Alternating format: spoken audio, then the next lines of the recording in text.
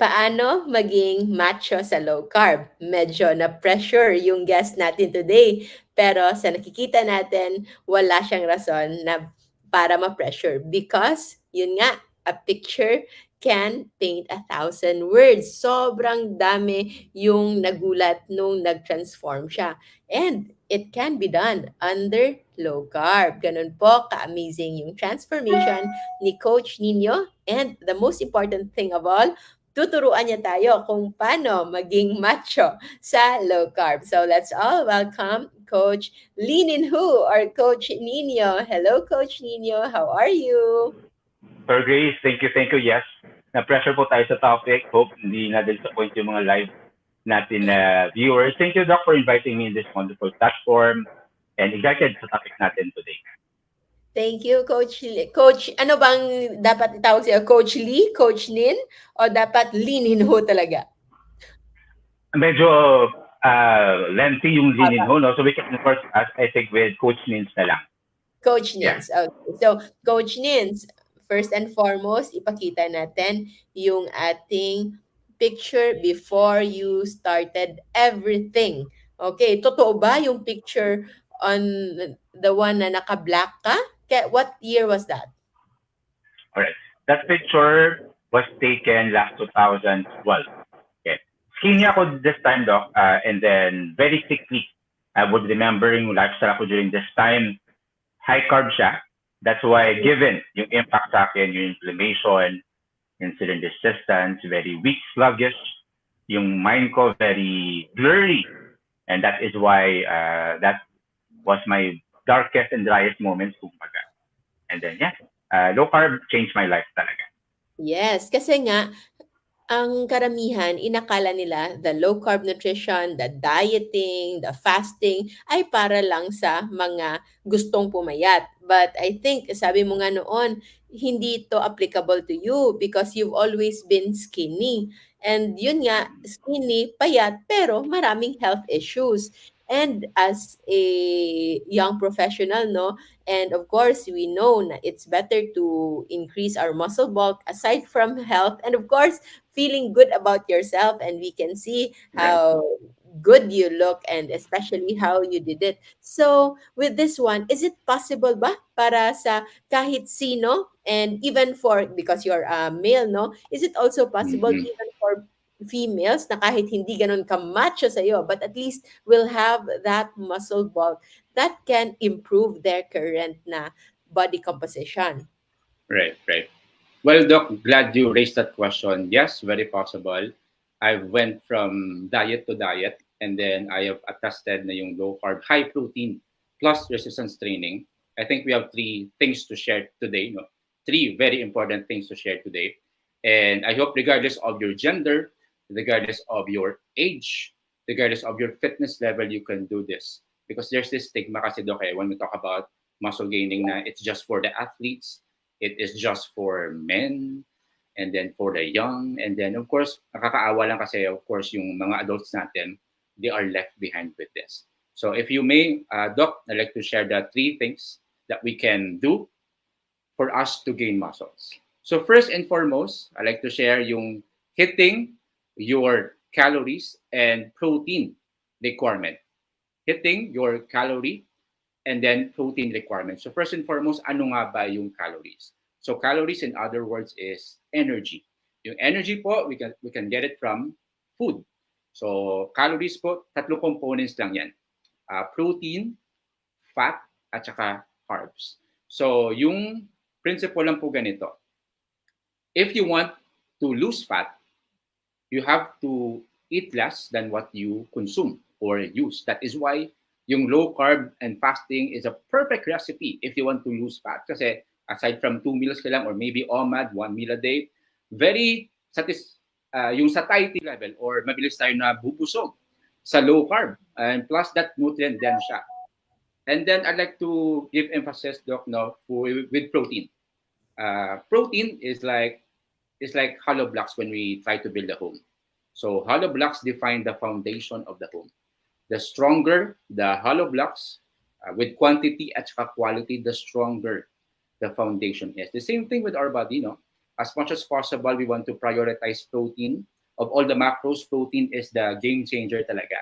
So, yung how na question, ano karaming protein? That's the usual question that we usually receive in the community. So, if yung goal natin is to build muscle and then given nagwo-workout po kayo, we want to strive for at least 1.8 to 2 grams of protein per kilogram of your body weight. So, kunwari, I'm 60 kilogram, kunwari lang. Okay, but actually now I'm 63 kilograms. So, 63 times 2. So, that will give me 126, tama ba math ko? Okay, 126 grams of protein. I think that's the ideal if I want to gain muscle. That's the first point. Prioritize protein.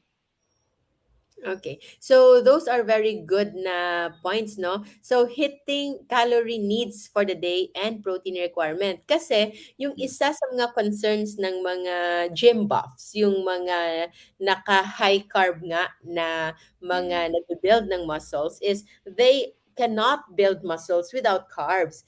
And this is not true because the Mm. building block of muscle is actually proteins, not Tama. carbohydrates. However, Tama. carbohydrates can help increase the muscle bulking because of its insulin impact. Because the Mm. insulin will help retain muscle. You'll be in what we call as anabolic mode, building Mm. up mode.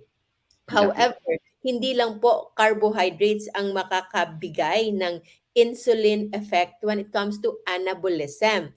It can Mm. also be given by proteins. In fact, when it comes to the three macronutrients, ang mid-range na nagpo-produce ng insulin effect would be proteins. The very least, the very minimal would be the fats, and the very high, yung iniiwasan talaga nating insulin spike is coming from carbohydrates. Sa iba na nagmamadali, they feel like they feel good when they eat a Mm. lot of carbohydrates kasi Mm. instant bloat, instant Right. lumulobo ka talaga.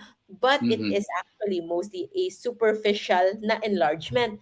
It's Correct. because those are coming from water retention. So, malalaman mo yan because if kahit pa ayaw mo mag low carb, but if you've been gaining a lot of muscles and instantly you'll go into low carb in just 2 days, 3 days, you will see Mm. it shrinking. And yun nga, Mm. nagpapanik na yung mga ano, yung mga bodybuilders natin kasi biglang liit Right. yung Right. muscles nila. But that only goes to show kung ano yung amount ng water retention that actually just bulk up their muscles, but it's not a part of the lean body mass.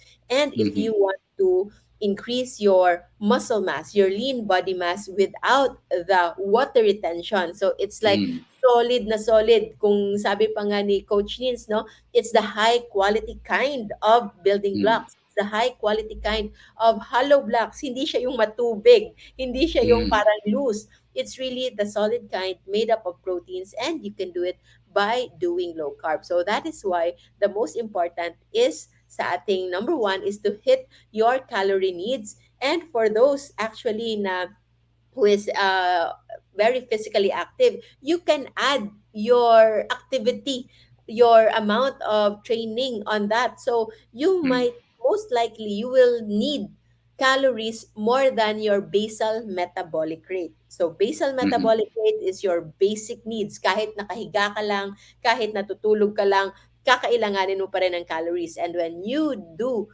exercise or when you do training and you need or you want to to achieve muscle bulking, you might actually need more calories than your basal metabolic rate. If you want to Exactly. know more Yeah. about that basal metabolic rate, there's so many you can find in Mm. Google. But if you want to have a structured learning, especially when it comes to low carb nutrition and fasting, we've discussed all of that in our low carb and fasting masterclass na kung Yeah. saan part din yung WTG team wherein Coach NiñO is also a part of. So, thank you. That's number one Exactly. tip. So, tatlo lang to, di ba? Hit your Yeah. calorie needs, Mm. especially your protein requirement. Mm. Protein, we cannot overemphasize talaga yung importance ng protein because it's the building block that you need to build muscle, and at the same time it will give you just enough, just the right amount of insulin impact na hindi magsa-spike, hindi magle-lead Mm. to inflammation,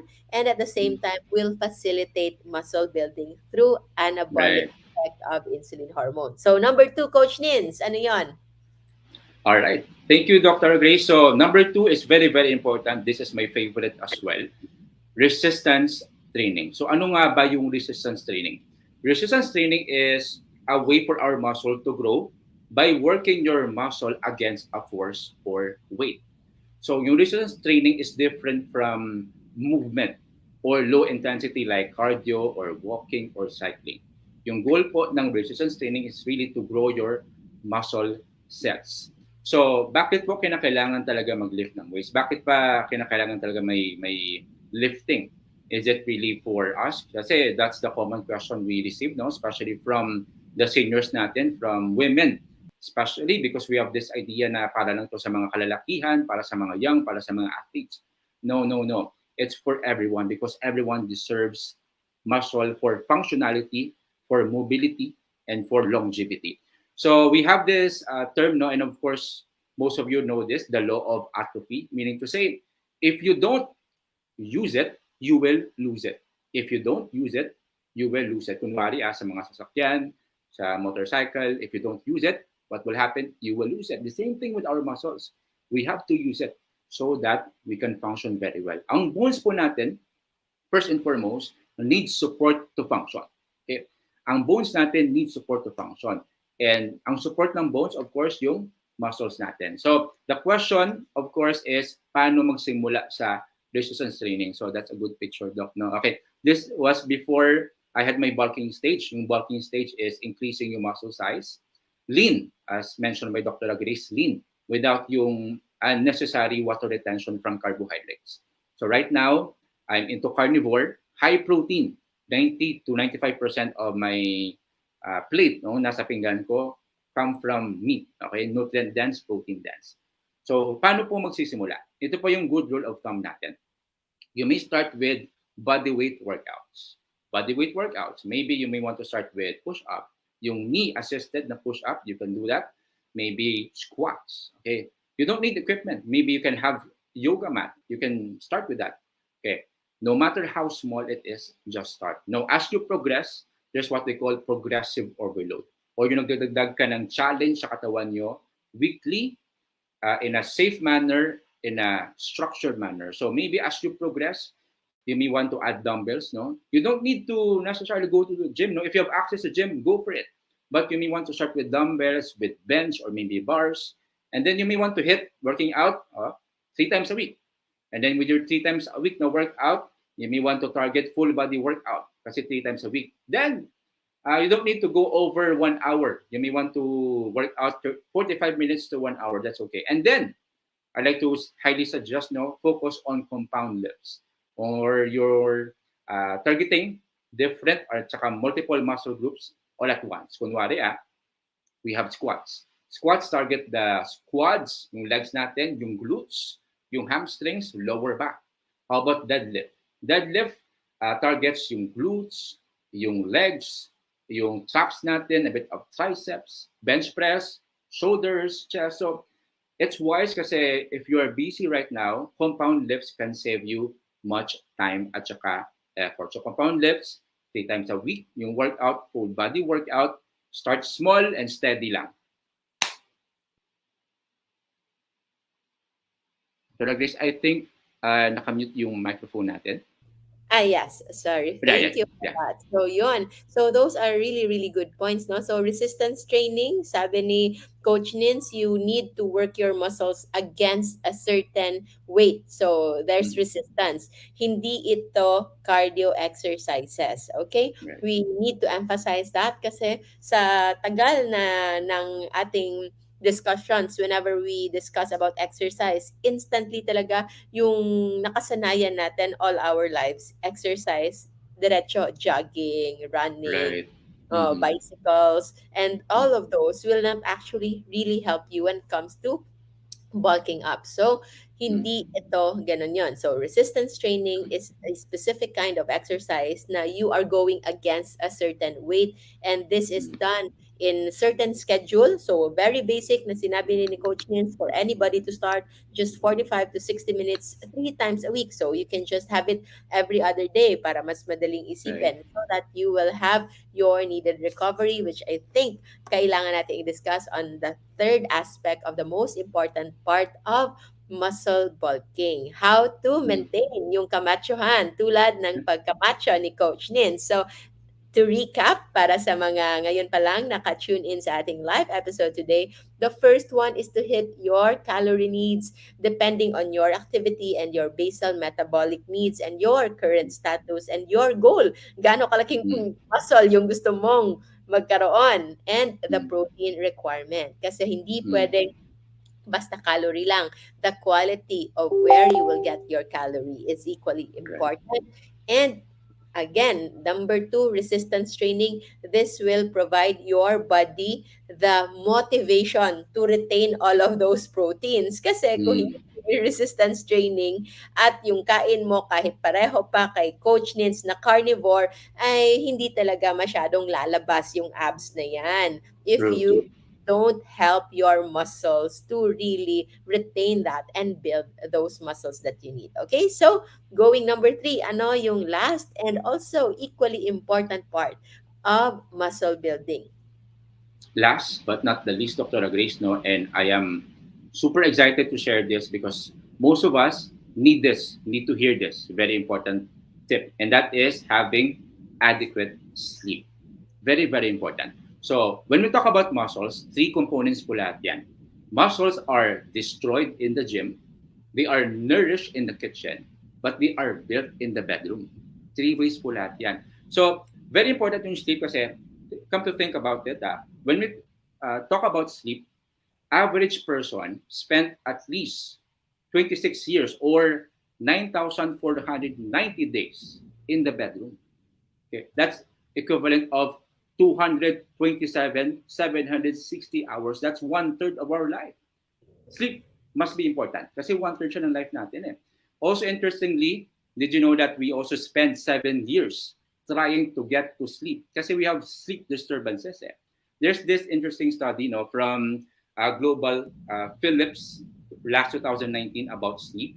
It says in the survey 62% of adults around the world, they say they don't have enough sleep. They want to sleep as much as they want, but they cannot. They simply cannot. Also, another figures from Philips Global, 2019, it says here 60%, sorry, 67% pala. 67% of adults report sleep disturbances at least once every night. So very important thing to discuss that we have some concerns about sleep. So I always ask my students, doctors, no, about their sleep levels. Again, disclaimer lang, I'm not a sleep expert. I won't diagnose you or assess you about your sleep, but I have here reference and I give credit to Matthew Walker. He is a sleep expert I have this who book. you have this. Yeah. Yes. So, okay, that's to Matthew Walker. Good thing that you we are, of course, backed by research then. So, sabi din dito, may mga questions tayo that we need to ask to assess if we have good quality sleep. So, I like to throw this question, no, if you allow, Doc, to our live viewers. You may want to answer this mentally lang. So, first question dito sa book niya is, when was the last time you woke up without an alarm clock, then feeling refreshed? Okay. When was the last time you woke up without an alarm clock, feeling refreshed? That's first question. Second question is, can you function optimally without caffeine before noon? Can you function optimally without caffeine before noon? And third question is, do you find yourself reading and then rereading maybe on your gadget or maybe reading your books, rereading and then rereading the same sentence over and over again? So those questions would determine how healthy your sleep is. I guess when we talk about sleep, it's not just about quantity. Dr. Grace talk about 7.5 to 8 hours sleep, no, that we need to strive every day. But of course, quality sleep. Dr. Grace also mentioned yung hormones natin. We call it ghrelin or and leptin. Yung ghrelin, of course, would determine yung hunger factors natin. So the higher the ghrelin, the higher the cravings natin. So that's why we wonder bakit di natin mapigilan yung cravings natin. And then very important things to discuss as well when we talk about sleep. No, there are two hormones very important for muscle growth. We have growth hormone and then IGF-1 factor. These two hormones are very important regardless of your age and gender. No, if you want to maintain, preserve, at saka increase your muscle mass. At saka, yung these two hormones, no, sinasabi natin, growth hormone at saka IGF-1, very important to emphasize, are released when you are asleep. So meaning to say, if you delay sleep, if you sleep deprive yourself, ano mangyayari sa dalawang hormones na to? It's being delayed din. And then, of course, practical tips muna. Practical tips when we talk about sleep. So always strive, as mentioned by Dr. Grace, no, 7.5, 7 hours, 8 hours of sleep every day. No caffeine after 12 or noon. As much as possible, expose yourself to sunlight so that it will increase yung melatonin levels natin.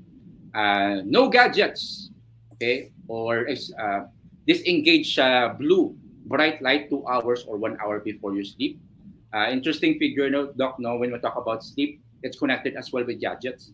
Filipinos spend 10 hours and 56 minutes per day online or in front of their screen. So I'm sure, no, we don't want to blame because most of us are attached to our gadgets, work from home, most of our work is connected and deeply linked sa gadget natin. So at least ano lang, some form of discipline lang na we don't want to engage our eyes sa blue bright light 2 hours or 1 hour before we sleep. There you have it. Thank you, Coach Nin. So those are very important na points. So gusto kong i-reiterate yung mga questions na yon for those who are wondering kung bakit yun yung mga question na yon yung tinanong natin to gauge your quality of sleep. So the first would be waking up without an alarm, still feeling refreshed. Dahil Mm. supposedly, yung katawan natin, it will just wake up kung kailan na siya ready to start your day. Okay? Mm. Because if you will wake up against an alarm and then parang pinipilit mo lang, then actually you are not getting the rest that you need. So isa actually yan sa mga dictum ko tagal-taga sa buhay. That's why I never set an alarm unless meron akong flight.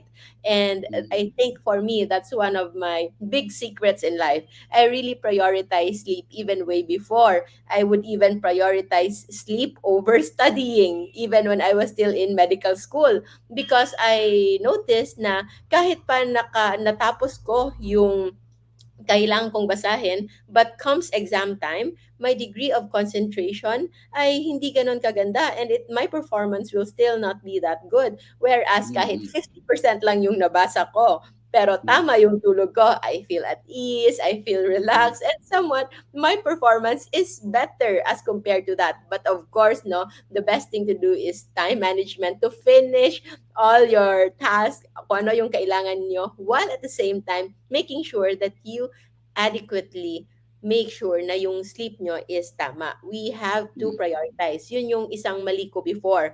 Parang nadjo-jeopardize yung either work ko or yung sleep ko and I would choose sleep. So that was a good option for me but it would be best to make sure na natapos mo yung kailangan mong gawin while at the same time you also don't jeopardize your sleep because sleep is Right. very important. We are just talking about the importance of sleep when it comes to building muscle, but it will actually apply to many other aspects in your life, your performance, your degree of concentration, and decision making. That is why Mm. yung next na question, which would be needing caffeine before lunchtime. It is Mm. because kung tama yung tulog mo, actually you don't need coffee. If you've been dependent on coffee too much, para siyang band-aid na technique lang.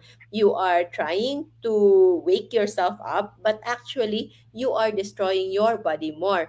I Mm. admit I drink coffee, but I drink coffee for the pleasure, for the taste, but never Mm. for activity. I am Right. awake and happy. In fact, I drink coffee when I want to nap because the effect of Mm, coffee for me instantly, I there's a little palpitation, and after I feel so relaxed that I want to sleep. Yun yung effect ng mm, coffee sa akin, especially during daytime. And usually I only take coffee when I know I don't have much need for my brain power. I don't need to focus because caffeine, as much as it can keep you up, but if you lack sleep to begin with, it can be a factor wherein ikaw mismo ay hindi maganda yung decision making mo. Your sense right. of clarity will not be that good. Gising ka nga, dilat na dilat yung mata mo, but it doesn't mean that your brain is functioning 100% optimum, Mm, which goes to the third question, yung kailanganin mong basahin ulit yung binabasa mo, and then you have to think again because you cannot focus, and that's the mm, quality na kailangan natin sa ating cognition, sa ating mm, isipan. And that cannot be addressed by coffee, but can be addressed only by good amount and quality sleep. So quality sleep, we have different mga criteria to say that it's quality sleep. Of course, the pinaka number one, yung length of time, no? Alam natin lahat yan. How long? Maybe as little as 6 hours, but not always just 6 hours. Meron talaga mga panahon that maybe you need a little more. And if you sleep less than that, at least don't make it as frequent. Try to avoid. right. Okay? Mm, And of course, you've mentioned very good point, sleep disturbance. Kasi pwede ngang 8 hours yung tulog mo, 7 hours yung tulog mo, pero ilang beses kang nagising during that span of time. That mm, is mm, still inadequate and still not good quality sleep. And of mm, course, how many yung inyong sleep cycles. Because if putol-putol yan at hindi yan ganon ka-continuous, then it is not still not a good quality sleep. So I think those are really, really good points. The 3 points that you've mentioned, to recap, would be hit calorie and protein requirement, resistance training, and adequate sleep. At sobrang ganda. Tama ba to? Muscles are destroyed in the gym, nourished in the kitchen, and built in the bedroom. yes, This is exactly. really, really good. This is Mm, really nice. mm, I think pwede itong ilagay sa lahat ng bedroom natin for those who want to increase muscles. But mm, before we move forward, I want to raise a question, a very, very common question for those who want to increase their muscle mass. How about daw yung proteins, hindi ba daw masisira yung kanilang kidneys given that it's at least 1.8 grams per kilogram of body weight, which is very, very far from the minimum na sinasabing zero mm, point 0.5 to 1 gram per right. kilogram of body weight na proteins ang ikokonsumo. What do you Mm. think, Coach Nins? Well, no, that's correct, Doc. It's far from the RDA na minigay no sa atin, 0.5. So, malayo siya.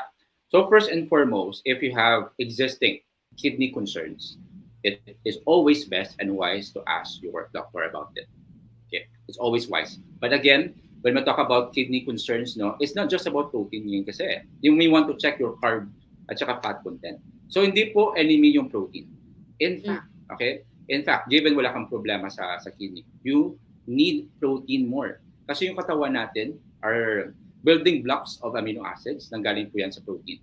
So if we want to replenish our cells, what do we need? We need protein. So yung 1.8 actually, no, when you talk about bodybuilders, yung bodybuilders, they are far from it. They go for over 3 to 4. So that's the a bit aggressive. Yung 1.8 is around the conservative na way of taking protein. So wag ka po matakot na mag-take ng proteins, especially sa mga adults natin. No? In fact, kasi exposed tayo sa fracture, yung mga adults natin, yung mga seniors natin. One of the things that really trigger yung sarcopenia, it was mentioned no, sa mga topics in Dr. Rogace din, one way for us to avoid sarcopenia or extreme muscle loss is to take enough protein. So as you progress with age, no, much more yung need natin sa protein because we have to replenish yung damaged old cells natin. And again, yung protein natin, if excess siya, it won't be stored kasi it will be, it won't be stored sa katawan natin. Ang goal natin is to use that to build muscle. That is the goal. So hindi siya mag-stay as it is. It will be used for the betterment of your body. Okay. Merong nagre-react dito, oh. I think kilala mo 'to. No cafe. Familiar, napaka-familiar. Yeah. Oo, marami ditong nagre-react sa ganyan. So, thank you so much and nagpapa-hi si Ma'am Jane Almojela, isa Mm, sa mga mm, students mo. So, dito, because you're a male, no? Titingnan natin, is it possible ba sa mga babae na magkaroon din ng increased muscle mass? With your experience, Coach Nins, pwede ba? yeah, yeah. Good question, Doc, no? And of course, majority ata sa mga nanonood dito is coming from the women department. So, first and foremost, yung body chemistry natin iba-iba. So, yung testosterone levels, which is defining factor sa paggrow ng muscles, different. Mas madami talaga sa lalaki. That's why when it comes sa growth ng babae sa muscle, it takes time talaga. And I think one of the fears, which is legit, no, na mga babae na nakakausap ko in our community, one of their fears is maging bulky at saka maging bodybuilder. They don't want to be bulky. They just want to be firm, yung muscle mass nila. And true enough, you can achieve that. But it takes time. Kasi yung testosterone levels natin, yung growth hormones natin, far from men. And I wonder if you have watched people and women who are bulky at saka bodybuilder, you don't know. We don't know ano po yung tinitake nila. Maybe some of them are taking enhanced growth hormone. We don't know. Pero I would say it takes years. Si Coach Jusala po is working out for more than close to 2 years. And then far siya from being bulky. Even though nagpa-progressive overload siya, even though nagpa-protein siya, she's very proactive sa protein niya. So, possible siya. She has grown enough muscle mass, way lighter, way stronger, and I like to share this story as well. No, thank you, Doc, for sharing this. This is Ma'am Josie de la Peña, 65 years old. Hmm. 65 years old. Nag-start siya po ng working out last 3 months. And can you imagine, no, yung facial features niya, if you look at it, Yeah. di ba, nag-iba Nag-improve. talaga. Right? Sobrang Yung, bumata, tighter skin, yeah, way that is younger. the goal. Glowing at saka growing in strength. And glimpse lang po, no, si Ma'am Josie, gusto na talagang mag-spend ng quality time with her loved ones. Kaya lang, wala siyang enough strength at saka appetite to travel. Mm. So, before she enrolled in coaching program, she told me na she wants to spend quality time with her loved ones. That's why she wants to gain strength at saka yung Wow. muscle mass niya. So, very, very possible po. Regardless of your age, again, I like to make a disclaimer din, no? What is working for Ma'am Josie may not be working for you. What is working to Coach Team may not be working for you. It's always best to ask Doktora Grace about it, ask professional advice so that you will be guided. Safe way po. That is the number one factor when you work out. The safetiness is the number one factor that you have to consider when you work out. Those are very, very nice testimonials talaga. And I would like to emphasize yung na-mention mo, goal. Although we are having this discussion kung paano maging macho in low carb, but actually, yung totoong goal natin, hindi lang po yung physical na bulking, hindi Right, lang yung macho. right. The better Mm, gauge, actually, the better goal for us to strive with is actually your strength. 'Di ba? mm, Yung mm, strength, yung tulad ni ma'am na the muscle will actually just go with it, will just come. mm, But when you target health, when you target strength, when you target resistance from stress, and then you use resistance training, exercise, adequate sleep, and proper nutrition, then your parang hunter body mm. will just come out. Yun yung nakita natin kay Coach Nins, and I would like to emphasize that again. Tingnan natin, Coach Nins. That's from your coaching, and Mm. hopefully makikita natin yung other coaches dito. So can you tell us about this? Oh yeah. Si Sergio Filo, 60 years old. Yung concern niya dito is yung energy niya very sluggish. At saka yung appetite niya very rigid. So when he enrolled in the coaching program, he asked me if possible pa ba mag-gain ng muscle. Kasi may mga feedback siya na narinig sa mga friends niya. It's more of a bully sa kanya na bakit sobrang payat niya na, and then he looks like parang nagkasakit, nanggaling sa sakit. So he asked me, the first question he asked me, possible pa ba mag-grow ng muscle even though sa edad ko? Yun po yung exact question niya. And I told him, with the right commitment, okay, enough openness sa learning, yes, possible po. So he prioritized three things, the things that we talk about today. Yung protein requirement niya, resistance training, at saka adequate sleep. So nag-increase siya ng muscle mass, and that is why you mentioned, Doc, no, yung goal is not just six packs, no, or having good body composition. It's the self-esteem them na component, yung confidence, no? Confidence, healthy confidence, hindi yung toxic confidence. Healthy confidence, yeah. So, Yeah. sobrang galing talaga. So, yeah, pwedeng-pwede. And nakita mo na, mas bumata talaga yung mukha ni Sir. Oh, Kahit yeah, yeah. yung when the skin is tighter, mas naging Mm, youthful yung look. And we can see how he smiles na na-regain niya hindi lang yung kaniyang youthful look, but also the youthful glow and confidence. yeah. And this one also, so eto, medyo may weight loss, no? And Right. weight loss plus lean. Pag Mm, pagiging lean. So, what's the story behind this, Coach Nins? okay. So this person is my cousin. His name is Oh. Ezra. So yung concern niya ganito, he wants to control his cravings. He doesn't Mm. know how or when. So yung ginawa natin ay shared to him yung principle na sinimulan din ni Doktora Grace dito, which is yung low carb and fasting. So nagsimula siya sa 2 meals, ni-remove niya slowly yung rice, at saka prioritize na yung protein. And then, after which, slowly add din siya ng resistance training sa lifestyle niya. So, if you can see dito, no, sa left, parang dad bod siya. Though, for others, they want dad bods, no, totally okay. But again, yung nangyari sa cousin ko si Ezra, after applying yung principle sa low carb and fasting, way lighter, way stronger, at saka yung bowel movement niya, na very, very challenging for many, many years, okay, naging regular na po. So those were the amazing benefits of going through low carb, high protein, at saka fasting. Sobrang ganda talaga. Oh, pa si Sir daw kanina para naging 45 years old na Wow. lang from 60. And that is really true. Sobrang dami. And then everybody can really relate, especially for those na gustong mag-improve ng kanilang physical na kaanyuan.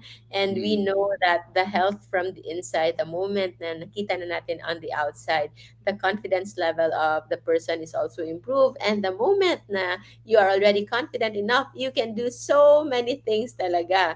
So, nandito mm, rin sila Ma'am Annie, and then Doc Lizelle who are watching.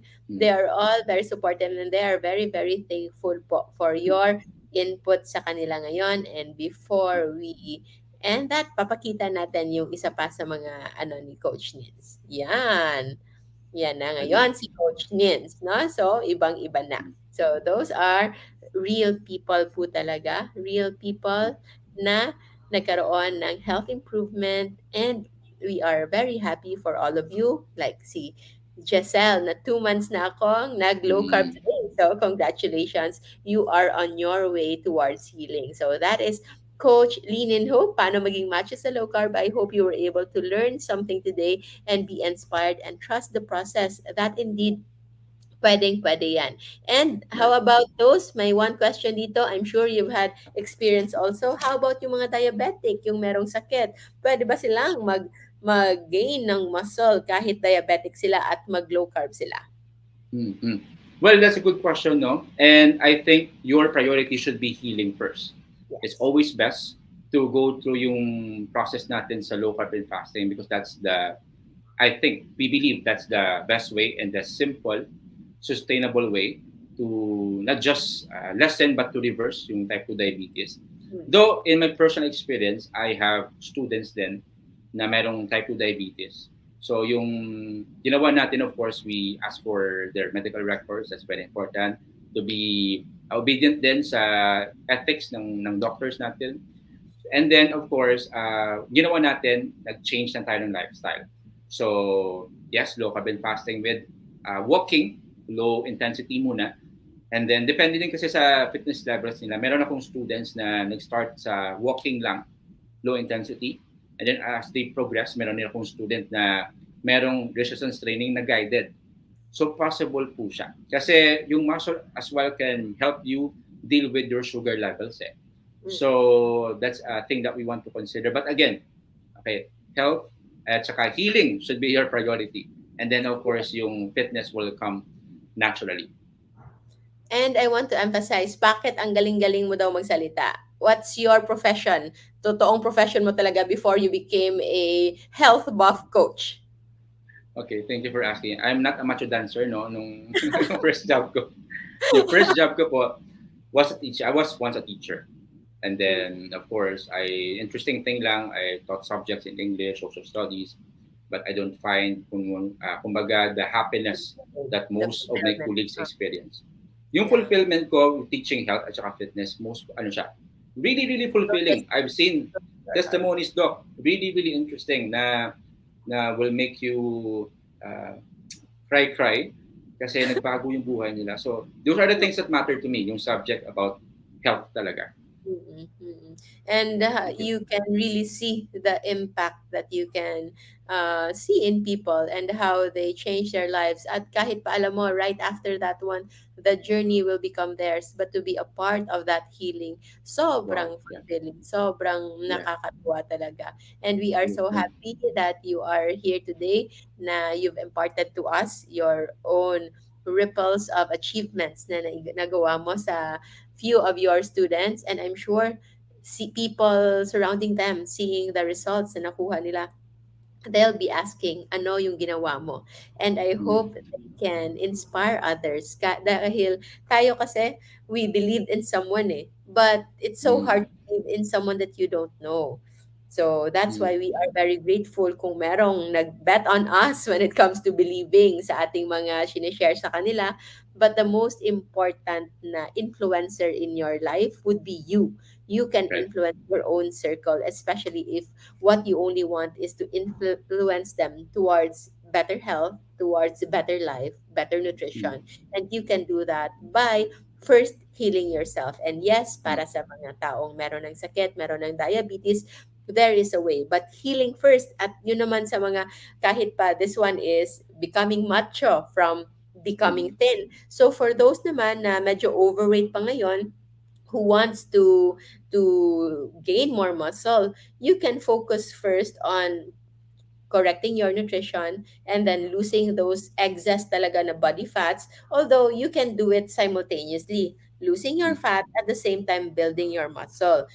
right. Kailangan lang you don't do it haphazardly na mabibigla yung katawan mo, because people Mm, who are doing it dire-diretso nang walang tamang preparation, they are bound to stop at any point in time. Hindi siya ganun ka-sustainable kasi it's too right. much stress on their body. So Mm, slowly but surely, iba-iba yung route. Others go with exercise first, wala munang diet. Others go with diet first without and then wala munang exercise. Others just go fasting without exercise and diet. mm, So iba-iba naman. So far mm, with what we see, it's good to correct the nutrition first. So mm, eating low carb for at least 2 weeks, as much as you want. So there's no starvation moment. Hindi ka talaga mm, mapigilan na gutom ka until such time that you can already be adapted. After 2 weeks average, mawawalan ka na ng gana ng kumain. So you will mm, actually start to eat less or just enough that you need.